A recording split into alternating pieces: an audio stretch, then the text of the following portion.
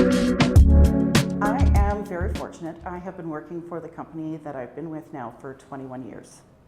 So my current employment, as a human resources professional, I've been in a fortunate position to advise on accommodations in the interview process in the workplace. However, as my situation is non-visible, my condition is not apparent. I grew up in the 70s in a rural town on the prairies, and there wasn't any identification for neurodiverse types, and subsequently any supports. So being labeled an odd or weird as a child, I recognized that I needed to act like other people and developed a habit of masking early on. I think it was in grade 7. We had a new teacher at our school who was originally from a larger city. On my report card, she identified behaviors in the comment section that she was concerned for my mental health and that I may need to be assessed. Fearing what this could mean, because I had no idea, never heard that kind of term before, I worked hard on masking even harder to avoid being singled out as a weirdo. It was exhausting, but by this point, I was already masking since grade 1. As life went on, masking became an ingrained habit. Nonetheless, I longed, and still to this day, I long for the end of the day to be home and be myself. Now, as I got older, I was diagnosed with a series of neuroaffective disorders. This gave me a sense of relief as I could learn and understand more about who I am. The frustration I felt with myself in the past was slowly forgiven as I learned to love that part of me and embrace those things that I can do now to allow me to be my true self and to let it show, at least more often. Up until recently, I've been very protective of my diagnosis because of the assumptions that people make when you say you are neurodiverse. And there's still people who think that being neurodiverse isn't a real disability, even within the disability community. With respect to employment supports, so again, I grew up in the 70s, so there wasn't that much available to me. However, now as an older person and knowing what I need, I've used my EAP to navigate discussions with others about communicating my needs and creating safe discussions with others. I'm fortunate to work in an organization that considers diversity a natural part of community in so much of what we do. There are many NGOs in Calgary that we partnered with to make our workplace and facility inclusive. Part of my role with organizations such as Alberta Employment First Network and DEAM to represent the non-visible and neurodiverse communities under the disability matter. In my role, I spend time educating our managers and supervisors on best practices and do's and don'ts of interviewing. It isn't that long ago an organization would never share interview questions with the candidate prior to an interview. Now it is more common. My employer is 100% supportive and part of my ability to maintain balance. Their trust in me also puts my trust in myself. I'm able to ask for help when needed, as do others on our team. I believe I work for an incredible organization and with a remarkable group of people. Accommodations that I need there are times when I definitely need quiet. I have an office, so I'm able to close the door and block the window. This indicates do not disturb. I have a window in my door, and if people can see me through it, they still have a propensity to knock and interrupt, so that's valuable. I have a desk that I can switch to stand-up or sit-down mode. I have a number of fidget toys on my desk, and I regularly carry a couple smaller ones with me to meetings. Before making a request for an accommodation, whether it is for myself or on behalf of someone else, I set the stage. I describe a normal situation, then introduce a perspective that changes the situation, then start a discussion on how we can remove the barrier or whatever it is that is preventing fruitful exchange in getting work done, understanding, etc.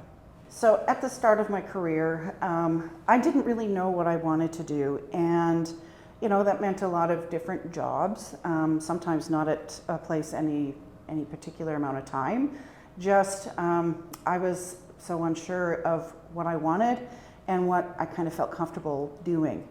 So over time, I did kind of fall into a human resources role, and I really enjoyed discovering what it was about employment standards and what are the different rules, got a little bit into occupational health and safety, and so I kind of found that niche and really enjoyed it. I happened to be working for a company at the time that really was interested in promoting their women through the company.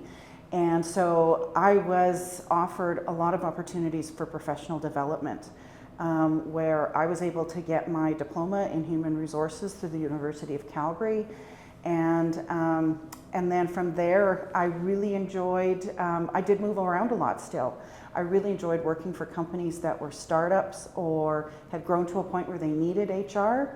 And I could kind of get my hands into a lot of things, defining the culture, setting up their policies and some guidelines. And then I kind of get it to the point where it was now time to maintain these programs. And I liked the activity of the startup, so I kind of moved on to the next startup.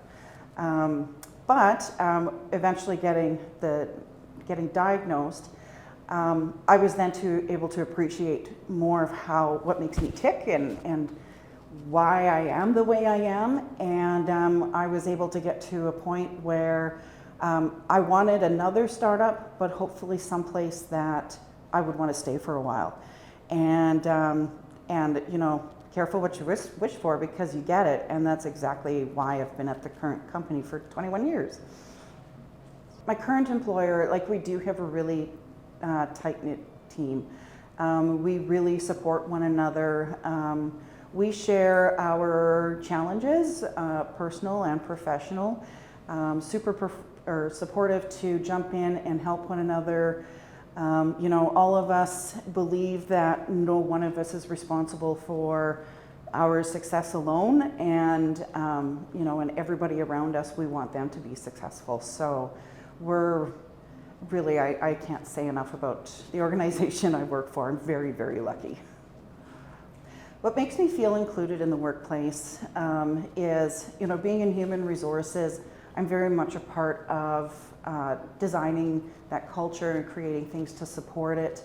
I'm also in a position where, you know, employees may come to me and share some of their own things that they're dealing with. And I'm able to share part of my experience and what makes me tick. And so there's that identification of, you know, they're not alone and I'm not alone.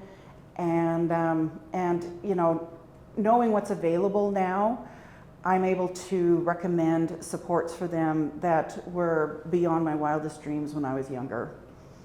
What I wish employers knew is that accommodating or working with people with disabilities, this isn't something scary. And the journey, we're all on the journey, and we all learn along the way, and we're not going to get everything perfect.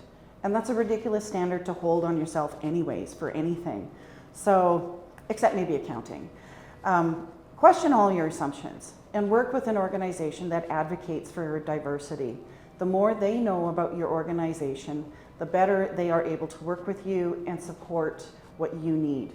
For example, we work with a number of organizations that really know the kinds of positions we have and what we need in order to you know, conduct our business. And so they're able to match candidates through their programs and be great employees for our organization.